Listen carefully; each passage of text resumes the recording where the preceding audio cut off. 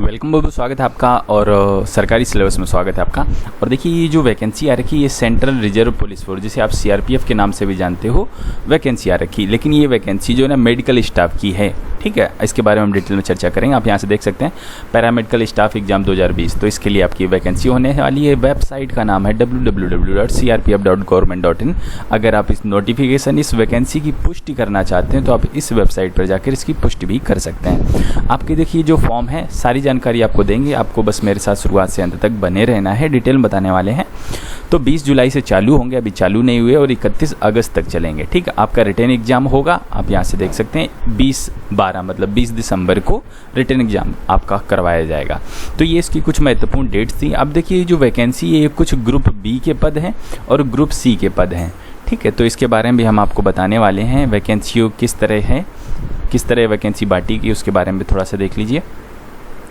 सबसे पहले क्योंकि मैंने आपको बताया कि मेडिकल लाइन की वैकेंसी है, तो जैसे डाइटिशियन तो आप इंस्पेक्टर बनाए जाएंगे सीआरपीएफ में, बट आप जो है ना डाइटिशियन की तरह आपको काम करना होगा। तो ये चीज़ आपकी तनख्वाह काफ़ी अच्छी है। पे लेवल 7 मतलब ये ग्रुप बी की आपकी जॉब है, तो पे लेवल 7 में आपका 44,900 से करीब अब 45,000 रुपये आपका मूल वेतन रहेगा। इसके अलावा जो गवर्नमेंट आपको भत्ते देती है वो चीज़ अलग से रहेगी, मतलब एक अच्छा वेतन है। लेकिन वैकेंसी भी इसमें कम है, एक वैकेंसी है अनरिजर्व के लिए।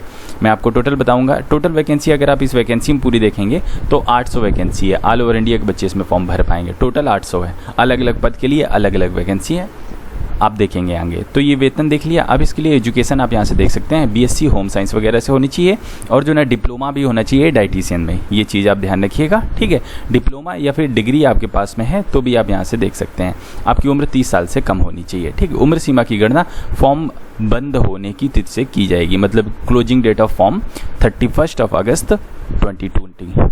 आगे देखेंगे तो ये चीज़ हो गई हमने। और आगे देख सकते हैं सब इंस्पेक्टर स्टाफ नर्स के लिए सबसे ज़्यादा पोस्ट इसी के लिए है, स्टाफ नर्स की। आप सब इंस्पेक्टर बनाए जाएंगे। वेतन आपका पे लेवल 6 करीब 35 से 40,000 रुपये प्रति महीने की आपकी सैलरी होगी, आप यहाँ से देख सकते हैं। ठीक है, कक्षा 12 पास होना चाहिए। ठीक है, और आपके पास में जो है ना डिप्लोमा होना चाहिए जनरल नर्सिंग एंड मिडवाइफरी का, और साथ में आप राज्य सरकार की या सेंट्रल गवर्नमेंट की किसी भी जो है ना जो आप रजिस्टर्ड होते हैं नर्सिंग काउंसिल जिसे कहते हैं, सेंट्रल गवर्नमेंट की या स्टेट गवर्नमेंट की, आप उससे जो है ना रजिस्टर्ड होना चाहिए किसी भी राज्य की, तो आप इसमें फॉर्म भर सकते हैं। 30 साल से कम आपकी उम्र होनी चाहिए, और उम्र सीमा की गणना 31 अगस्त 2020 से की जाएगी।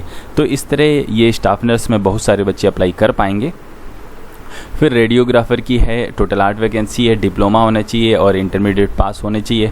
उम्र सीमा आपकी 30 से कम होनी चाहिए। ठीक, like wise assistant sub inspector के लिए देख सकते हैं, इसमें काफ़ी वैकेंसी है, 85 वैकेंसी। कक्षा 12 पास होना चाहिए, 2 साल का फार्मेसी में डिप्लोमा होना चाहिए। ठीक है, और जो है ना रजिस्टर्ड आपको होना चाहिए फार्मेसी जो एक्ट होता है उसके अंतर्गत, फार्मेसी की एक काउंसिल होती है उसमें आपको रजिस्टर्ड होना चाहिए। 20 से 25 साल आपकी उम्र होनी चाहिए।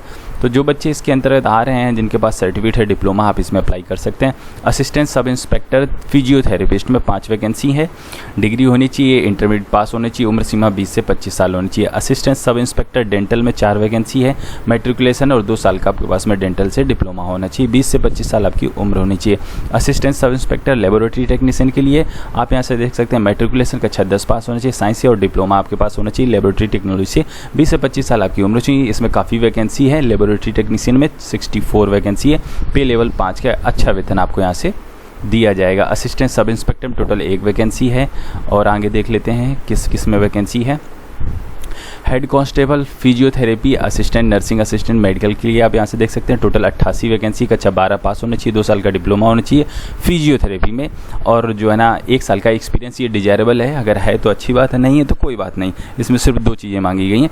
और उम्र सीमा आपकी 18 से 25 साल होनी चाहिए। उम्र सीमा की गणना 31 अगस्त 2020 से की जाएगी। हेड कांस्टेबल एएनएम के लिए मिडवाइफरी की टोटल 3 सीटें हैं। पे लेवल 4 का आपको वेतन दिया जाए। कक्षा 12 पास होना, 2 साल का डिप्लोमा होना चाहिए आपके पास मिडवाइफरी का। इसके अलावा डिजायरेबल है, अगर 1 साल का एक्सपीरियंस है तो ठीक है, नहीं है तो कोई बात नहीं। 18 से 25 साल के बीच में आपकी उम्र सीमा होनी चाहिए। ठीक है, और आगे देख लेते हैं हेड कांस्टेबल। ये थोड़ा PDF इधर उधर हो रही है। ठीक है। हेड कांस्टेबल डायलिसिस टेक्नीशियन के लिए 8 वैकेंसी है। कक्षा 12 पास होना चाहिए, 2 साल का डिप्लोमा होना चाहिए, 1 साल का एक्सपीरियंस डिजायरेबल है, 18 से 25 साल आपकी उम्र होनी चाहिए, पे लेवल 4 का आपका वेतन दिया जाएगा। Head constable junior x-ray assistant के लिए इसमें काफ़ी अच्छी वैकेंसी है, 84 वैकेंसी है। आपको मैट्रिकुलेशन कक्षा 10 पास होना चाहिए और डिप्लोमा सर्टिफिकेट होना चाहिए आपके पास में। मैं आपको नीचे बताता हूँ किस में होना चाहिए, ये देखिएगा। डायग्नोसिस फ्रॉम ए इंस्टीट्यूट, किसी भी सेंट्रल या स्टेट गवर्नमेंट के इंस्टीट्यूट से आपके पास में डिप्लोमा होना चाहिए 2 साल का। और आपकी उम्र सीमा मैंने आपको ऊपर बताई थी, उम्र सीमा इसमें है शायद 20 से 25 साल के लिए, ठीक है। तो ये चीज़ ध्यान रखिएगा।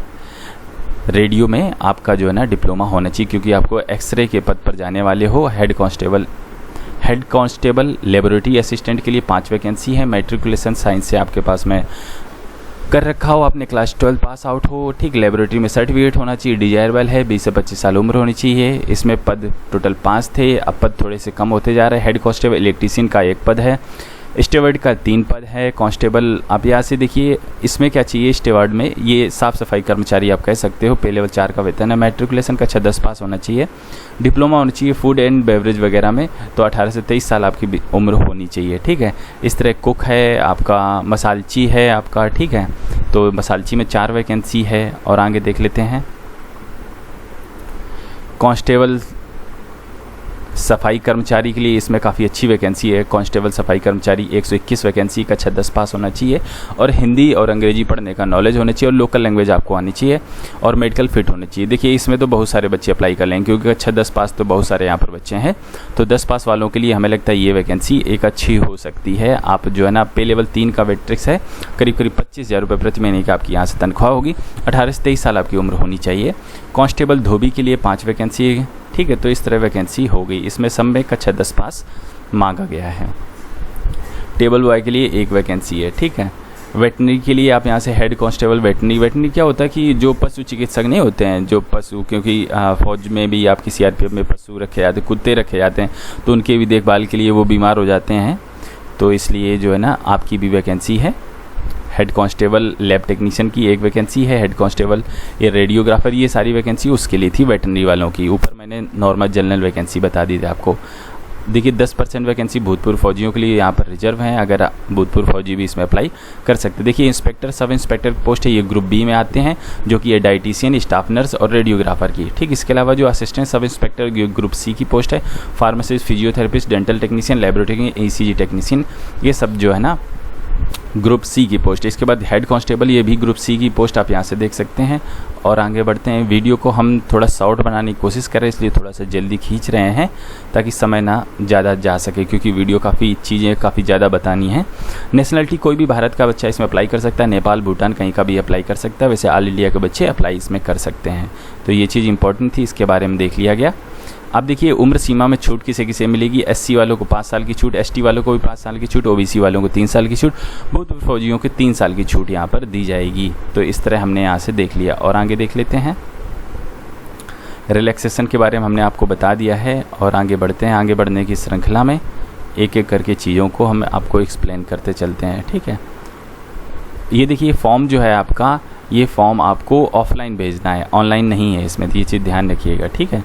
आप यहाँ से देखिए फिजिकल स्टैंडर्ड आपका क्या होना चाहिए, किस किस पद के लिए, इंस्पेक्टर, डाइटिशियन, स्टाफ नर्स वगैरह के लिए, इन पदों के लिए आपका फिजिकल होना चाहिए। आपकी मेल की हाइट अगर आप पुरुष हैं तो 170, फीमेल है तो 157, ठीक है। चेस्ट आपका 80 सेंटीमीटर, 5 सेंटीमीटर का फुलाव, ठीक है।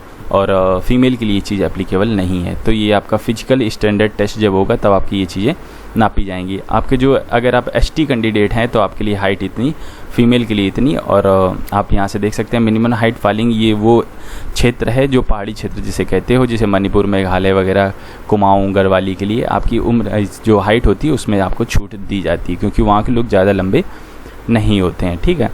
और ST अगर आप इन रीजन में बिलोंग कर रहे हो तो आपको अलग से यहाँ से छूट दी जाएगी। देख लीजिए ये सारी छूटें आपको जो सीने में हैं, आप यहाँ से देख सकते हैं छूट है। और फीमेल के लिए सीना एप्लीकेबल नहीं होता है, चेस्ट जिसे कहते हो चेस्ट। और 78 से 83 अगर आप जो ना कुमाऊं, गढ़वाली या मेघालय वगैरह से बिलोंग करते हो। अब देख लेते हैं आपका जो है ना दौड़ वगैरह क्या होनी, फिजिकल इफ़िशिएंसी टेस्ट जिसे कहते हो। रेस आपकी 1 मील होगी, 7 मिनट 30 सेकंड में मारनी है, ठीक है। ये मेल के लिए लॉन्ग जंप 10 फीट की 3 चांस, हाई जंप 3 फीट की 3 चांस मिलेंगे। फीमेल के लिए 800 मीटर 6 मिनट में 6 फीट 3 चांस मिलेंगे। लॉन्ग जंप हाई जंप के लिए 2.5 फीट मारनी 3 चांस आपको मिलेंगे, ठीक है। तो ये चीज़ ध्यान रखिएगा। अब देखिए जो कांस्टेबल, सफाई कर्मचारी, वाशरमैन, टेबल बॉय के लिए, उनके लिए आप यहाँ से देख सकते हैं 170 हाइट है, फीमेल के लिए 157 हाइट है। फिजिकल स्टैंडर्ड ये हम बता रहे हैं। जो आप ग्रुप जिसे आप डी भी कहते हो सफाई कर्मचारी वालों के लिए, तो आपके लिए मेल के लिए सीना 80 सेंटीमीटर, फीमेल के लिए एप्लीकेबल सीना नहीं है। अब हाइट आप देख लीजिए इन्हीं के लिए, सफाई कर्मचारी वगैरह के लिए, तो आप देख सकते हैं एसटी के लिए हाइट इतनी है, फीमेल के लिए इतनी है, ठीक है। और एसटी नॉर्थन रीजन के तो आपकी हाइट इतनी है। गढ़वाली वगैरह तो भी आपकी हाइट इतनी होनी चाहिए, फीमेल के लिए इतनी होनी चाहिए। नॉर्थन रीजन के हो अगर आप दार्जिलिंग वगैरह तो आपकी हाइट 162.5 सेंटीमीटर होनी चाहिए। ये मैं सारी चीज़ें सफाई कर्मचारी के लिए बता रहा था, ठीक है। चेस्ट आपका जो है ना आप यहाँ से देख सकते हैं 76 से 81 सेंटीमीटर। अब देखिए आपको जो कुक सफाई कर्मचारी के लिए आपको रेस वगैरह कितनी 1.6 मील की 10 मिनट में मारनी है। और फीमेल कैंडिडेट के लिए आप यहाँ से देख सकते हैं race of female candidate 1.6 kilometre की 12 मिनट में आपको रेस पूरी करनी है। आपकी रेस ज़्यादा है। ऊपर वाले जो ग्रुप बी के पद थे उसमें आपकी रेस फीमेल के लिए काफ़ी कम थी, इसमें काफ़ी ज़्यादा है। एग्जामिनेशन सेंटर देख लीजिए। एग्जामिनेशन सेंटर है न्यू दिल्ली, हैदराबाद, जम्मू, प्रयागराज, अजमेर, नागपुर। तो आपके कई जगह ऑल ओवर इंडिया सेंटर बनाए जाएंगे। आप इन सेंटर पर जाके एग्जामिनेशन दे पाएंगे। 200 रुपये की आपकी फॉर्म फीस है ग्रुप बी पोस्ट के लिए, और 100 रुपये की फॉर्म फीस आपकी ग्रुप सी पोस्ट के लिए। तो मैंने आपको ऊपर बताया था कि कौन कौन सी पोस्ट ग्रुप बी के लिए हैं, कौन कौन सी पोस्ट ग्रुप सी के लिए हैं। तो आप उसी के हिसाब से आप इसे दे सकते हैं अपनी फॉर्म फीस। आपकी जो फॉर्म फीस है वो पोस्टर आर्डर, आप जितने रुपए की फॉर्म फीस आप किसी भी पोस्ट ऑफिस में जाइए, पोस्टर आर्डर ले लिए या बैंक ड्राफ्ट बनवा सकते हैं। तो मुझे तो लगता है पोस्ट आर्डर ज़्यादा आपको सहूलियत हो रहेंगे। किसी भी पोस्ट ऑफिस में जाओ, भीड़ भी नहीं होती, आप लेके आ जाओ उतने रुपए के और आप यहाँ लगा सकते हो, ठीक है। अगर आप बैंक ड्राफ्ट बनवा रहे हो या पोस्ट आर्डर बनवा रहे हो तो आप यहाँ से देख सकते हैं in the favour of DIGP group centre CRPF Bhopal पे वेटेड SBI बंगसरैया। तो आपको इस फेवर में आपको अपना पोस्ट ऑर्डर या बैंक ड्राफ्ट जिसे आप बनवाना चाहें आप बनवा सकते हैं, ठीक है। हाउ टू अप्लाई की बात करें, आपको जो है ना बाई हैंड भेज सकते हो या बाई पोस्ट। आप यहाँ से देख सकते हो आपकी जो एप्लीकेशन है वो 20 जुलाई से चालू हो जाएंगे, तो 31 अगस्त तक पहुँच जाने चाहिए। तो करीब 1 महीने से ज़्यादा का समय आपके पास में, आप अपना फॉर्म भर के भेज सकते हो, ठीक है। ये बात इसकी रही। और जो एड्रेस है ये एड्रेस आपका है central reserve police force paramedical examination, ये फॉर्म के ऊपर में लिखना है। और आपको जो एड्रेस है DIGP group centre CRPF Bhopal, ये विलेज तालुका आपकी ये है, डिस्ट्रिक्ट ये है, ये आपका पिन कोड है, इस एड्रेस पे आपको भेजना है, ठीक है। एप्लीकेशन आप इनकी वेबसाइट से जाके डाउनलोड भी कर सकते हो, ठीक है। और वही आप कंप्यूटर में निकाल के उसे भर के भेज सकते हो। आपको एप्लीकेशन पूरा भरा भेजना है विद फ़ोटो कॉपीज़, सारे डॉक्यूमेंट्स की फ़ोटो कॉपीज़ भेजनी है। 2 लिस्ट टेस्ट आपको अपनी फ़ोटो खिंचवा के भेजना है, ठीक है। और इनवेलप भी भेजना है। और जो लिफाफे अंदर भेजे जाते हैं आप जो है ना उसमें 2 लिफाफे भेज दीजिएगा, स्टैंप लगा हुआ, और जो ना अपना एड्रेस लिखा हुआ वो भी आप भेज देना। और बाहर तो ये एड्रेस आप लिखोगे ही, आपको पता होगा ऑफलाइन फॉर्म किस तरह भरते हैं, ये सारी चीज़ें अंदर आपको रख के भेजनी है। तो ये चीज़ हो गई, ठीक है। और फॉर्म के लिए आप यहाँ पर जाकर जो है ना अपना फॉर्म वगैरह डाउनलोड कर सकते हैं। अगर आप कहेंगे तो मैं आपको जो ना फॉर्म डाउनलोड करके लिंक में कमेंट बॉक्स वगैरह में दे दूंगा। आप जो है ना हमें कमेंट कर दीजिएगा तो मैं ढूंढ के निकाल के फॉर्म आपको दे दूंगा, ठीक है। इन्होंने फॉर्म का यहाँ पर दे नहीं रखा है। और देखिए एक जो है ना आप पोस्ट भर सकते हैं एट ए टाइम, तो जो है ना ऐसा नहीं कि आप कई पोस्टों पर अलग अलग फॉर्म भर दें, तो आप एक ही भरिएगा, ठीक है। अब देख लेते हैं आपका सिलेक्शन प्रोसीजर क्या रहने वाला है। सबसे पहले आपका होगा फिजिकल स्टैंडर्ड टेस्ट, जिसमें आपकी लंबाई चौड़ाई ऊंचाई सारी चीज़ें नापी जाएंगी। तो ये चीज़ सिंपल है, मैंने आपको ऊपर बता दिया था कितनी लंबाई क्या होनी चाहिए। इसके बाद फिजिकल इफिशिएंसी टेस्ट आपका दौड़ वगैरह होगी, जो मैंने आपको बता दिया कि ये पुरुषों के लिए कितनी दौड़ है, फीमेल के लिए कितनी दौड़ है, सारी चीज़ें लॉन्ग जंप हाई जंप हम आपको बता चुके हैं। फिर इसके बाद जो तीसरा है वो आपका रिटन एग्जाम। रिटन एग्जाम में क्या होगा, एक पेपर होगा जिसमें 100 प्रश्न होंगे, 100 नंबर का होगा। जो आपका एक पेपर होगा ये 2 भागों में बटा हुआ है। जो पहला भाग है उसमें ये चीज़ें पूछी जाएंगी, ठीक है, ये चीज़ें। और जो दूसरा भाग है उसमें जैसे कि आप स्टाफ नर्स के लिए अप्लाई किया आपने, तो अपने स्टाफ नर्स के लिए जब आपने एनएम वगैरह की या कोई डिग्री ली होगी, ठीक, जैसे आपने रेडियोलॉजिस्ट के लिए अप्लाई किया या आपने फिजियोथेरेपी के लिए अप्लाई किया या आपने जो है ना लेबोरेटरी टेक्नीशियन या किसी अन्य पद के लिए अप्लाई किया, तो जब आपने सर्टिफिकेट लिया, जो चीज़ आपने पढ़ी, जो आपने डिग्री में पढ़ी, वही चीज़ आपकी जो है ना इसमें पूछी जाएगी। जो आपका पेपर पार्ट बी जो होगा, ठीक है। पेपर 2 भागों में बांटा गया, part a and part b. Part b में वो चीज़ें आएंगी, पार्ट बी भी आपका 50 नंबर का होगा, तो ये चीज़ ध्यान रखिएगा, ठीक है। तो ये चीज़ इंपॉर्टेंट थी, रिटन एग्ज़ाम के बारे में हमने यहाँ से आपको बता दिया। और थोड़ा सा आगे देख लेते हैं। आगे बढ़ने की श्रृंखला में आप देख सकते हैं कि आपको मिनिमम 50% नंबर रिटन एग्जाम में लेके आने हैं। अगर रिजर्व कैंडिडेट है तो 45% भी चलेंगे, और जो ना कांस्टेबल के लिए मिनिमम 45% आपको लाने हैं। जो अनरिजर्व जो रिजर्व हैं उनके लिए 40% मिनिमम आपको लेके आने हैं। पेपर आपका दोनों भाषाओं में रहेगा, हिंदी एवं इंग्लिश दोनों भाषाओं में आपका पेपर रहने वाला है, ठीक। फिर इसके बाद जो है ना आपका होगा ट्रेड टेस्ट, और डॉक्यूमेंट्स भी चेक होंगे। आप यहाँ से देख सकते हैं इंस्पेक्टर डाइटिशियन, स्टाफ नर्स वगैरह, इन सब के लिए आपका जो है ना ट्रेड टेस्ट होगा। ट्रेड टेस्ट में क्या होगा, आपका प्रैक्टिकल नॉलेज देखा जाएगा कि आप जो है ना परफॉर्म कर लेते हो, जिसे आप वाइवा भी कह सकते हो, ठीक है। ट्रेड टेस्ट आपका 20 नंबर का होगा, जिसमें सिर्फ क्वालिफाइंग नेचर आपको क्वालिफाई करना है, इसके नंबर फाइनल मेरिट लिस्ट में नहीं जुड़ेंगे। आप यहाँ से देख सकते हैं, ठीक है। टोटल 20 नंबर का आपका होने वाला है। और आगे देख लेते हैं। तो हमने ये देख लिया। अब इसके बाद आपका बचा है मेडिकल, क्योंकि हमने सारी चीज़ें आपको यहाँ से बता दी। ट्रेड टेस्ट के बाद में लास्ट स्टेज, जो चौथी स्टेज है, वो है मेडिकल। आपका मेडिकल होगा किसी भी वैकेंसी में, जो सेना की वैकेंसी होती है, जो पैरामेडिकल फोर्सेस की वैकेंसी होती है, जो पैरामिलिट्री की फोर्सेस होती हैं, तो इनमें सबकी वैकेंसी में आपका मेडिकल तो होता ही है। सबसे लास्ट में आपका मेडिकल होगा। और बस ये परीक्षा के चरण थे। अब मैंने आपको इसके बारे में डिटेल में बता दिया। अगर कुछ चीज़ें छूट गई हैं तो आप हमें कमेंट कर सकते हो। और जो पोस्ट है, आपको जो अपना फॉर्म है वो किस में भेजना है, या तो बाई हैंड भेज सकते हो या स्पीड पोस्ट से। ध्यान रखिएगा, स्पीड पोस्ट। जनरल पोस्ट में मत भेजिएगा क्योंकि भरोसा नहीं होता।